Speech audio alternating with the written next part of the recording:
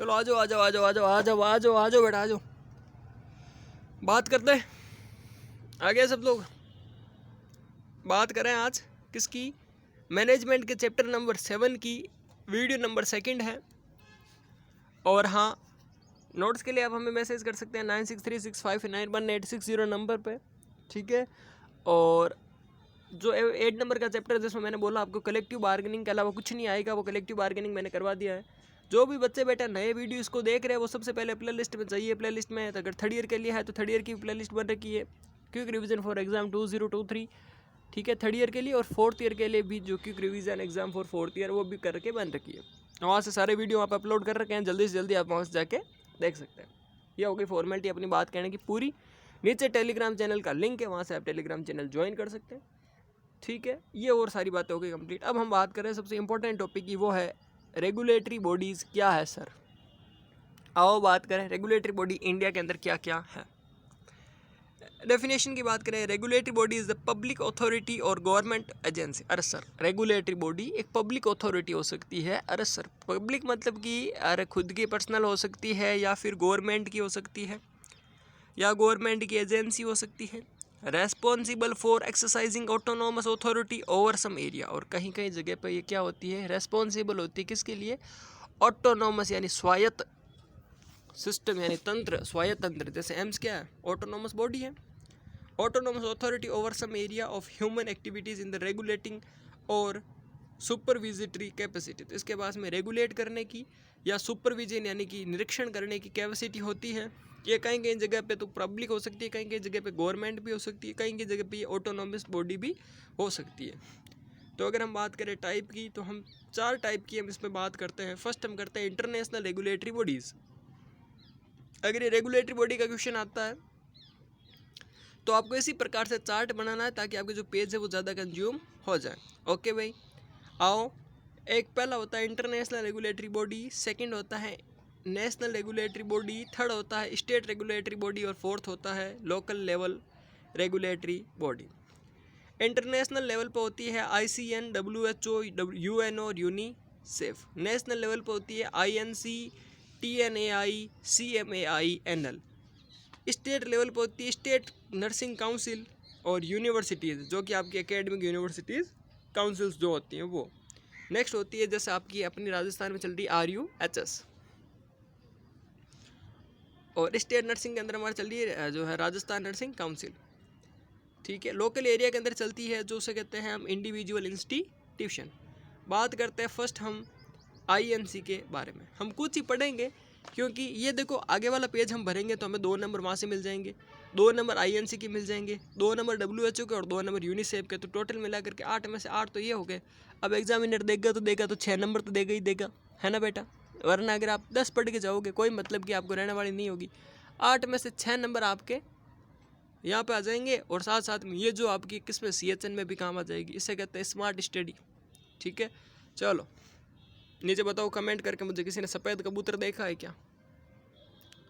सफ़ेद कबूतर किसी ने देखा है क्या? और आज नहीं, अब आगे कभी देखोगे तो समझ लेना हमने यहाँ से भेजा वही है आपका वाला, है ना। बात करें INC की, इंडियन नर्सिंग काउंसिल की। एक्ट ऑफ 1947, एक्ट नंबर था 48 और ईयर था 1947। देश कब आज़ाद हुआ? 1947 में, ठीक है। एनेक्टमेंट डेट 31 दिसंबर 1947 को। The Indian nursing council is then autonomous body under the government of India. अरे सर, गवर्नमेंट ऑफ इंडिया के अंदर एक स्वायत्त तंत्र है INC, ऑटोनोमस बॉडी है, ठीक है। Ministry of health family welfare was constitute by the central government under section 3A। Section 3A के साथ में इसको जो है फैमिली वेलफेयर के साथ में से क्या कर दिया गया, जोड़ा गया था, of Indian nursing council act 1947 of parliament. जो पार्लियामेंट का 1947 का जो नर्सिंग काउंसिल एक्ट था, जिसमें INC को किसके साथ में जोड़ा गया था? फैमिली जो है ministry of health family welfare के साथ में कॉन्स्टिट्यूट किया गया था, ठीक है। 1947 ऑफ पार्लियामेंट, ओके।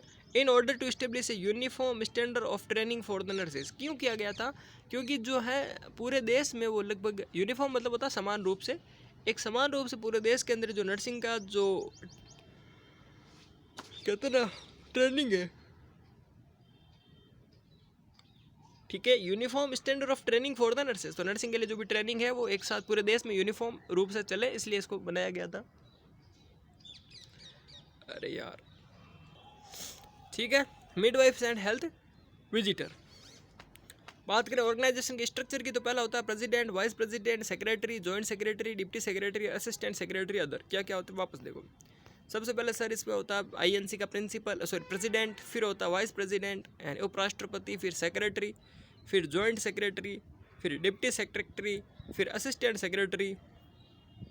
आप ये सेक्रेटरी की जगह सिक्योरिटी मत लिख देना बेटा, और कुछ नहीं हो। सुन रहे हो बच्चों, क्या करोगे, सीक्रेटरी मत भी लिख देना, क्योंकि सीक्रेटरी मतलब होता है जो कुछ क्या करे, सीक्रेट करे। सीक्रेट मतलब जो कुछ चीज़ को प्रोड्यूस करे, वो नहीं लिखना है। नहीं, आपको सिक्योरिटी लिखना बेटा। सिक्योरिटी वो गार्ड साहब हो जाएंगे फिर, है ना, गलती नहीं करोगे यहाँ से। असिस्टेंट, वो फिर कॉपी चेक करने वाला भी हंसेगा आपकी कॉपी चेक करता करता, तो हो जाता है कभी कभी मिस्टेक हो जाता है, तो ध्यान रखना। असिस्टेंट सेक्रेटरी और अदर। बात करें सर आईएनसी के लक्ष्य क्या थे, एम्स ऑफ आईएनसी, आईएनसी के क्या एम थे। आईएनसी को बनाया गया था तो उसके कुछ लक्ष्य होते बेटा।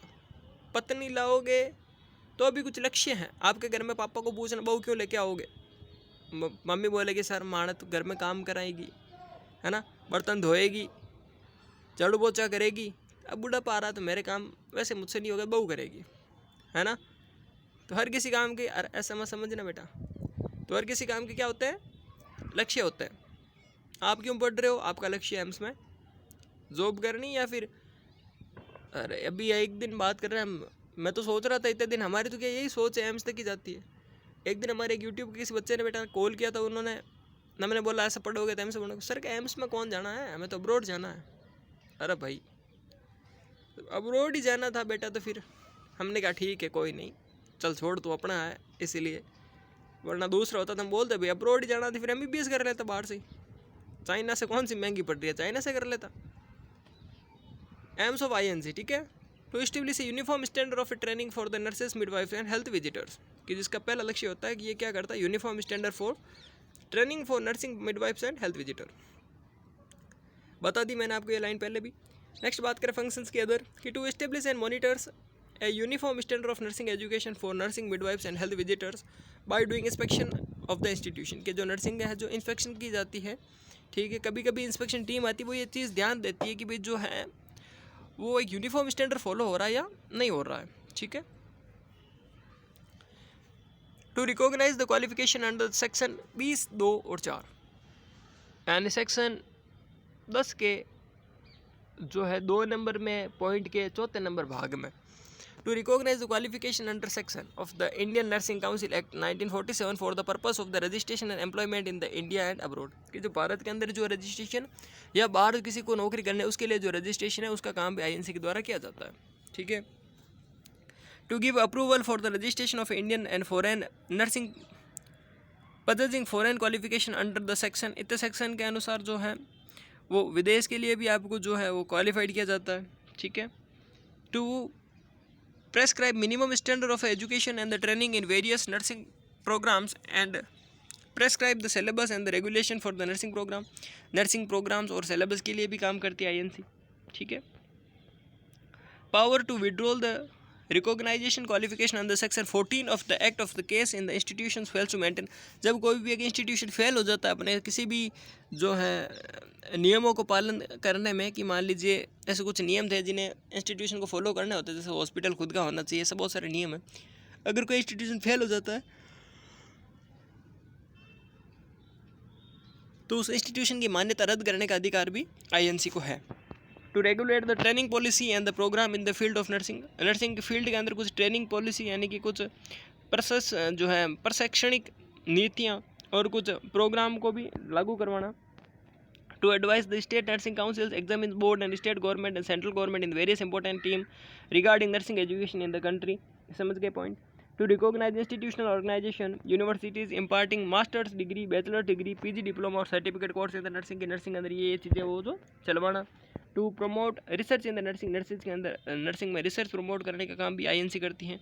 To maintain Indian nursing registration for the registration of nursing personal, ठीक है। Prescribe code of ethics and professional conduct, to improve the quality of nursing education. कुछ बेसिक पॉइंट है इसलिए मैं ज़्यादा इनको डिटेल में नहीं लेकर जा रहा हूँ, ठीक है। तो ये अपने काम हो गए INC के, ठीक है भाई। और नेक्स्ट हम बात करेंगे WHO के और फिर यूनिसेफ के, ठीक। थैंक्स।